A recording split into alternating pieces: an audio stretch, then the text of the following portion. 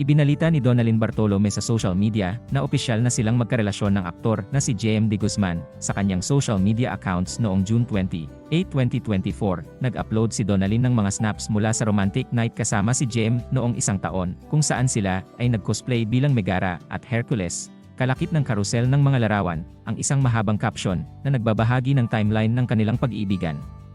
Pagsisimula niya, "When I met Juan Miguel on February 16, 2022, he made me pinky promise to do a fan collab with him." Tawang-tawa ako, kasi wala akong maalalang lalaki na kilala kong nakikipag-pinky promise.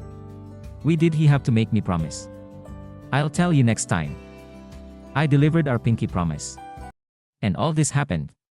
Bahagi ng kanyang mahabang post, bukod pa rito, ibinahagi rin ni Donalyn ang pagpunta raw nila sa Japan para ipagpaalam ang paniligaw ni JM. Matatanda ang pagkatapos haranahin ni Donna si JM noong May ay inanunsyo niya sa kanyang blog na exclusively dating na silang dalawa.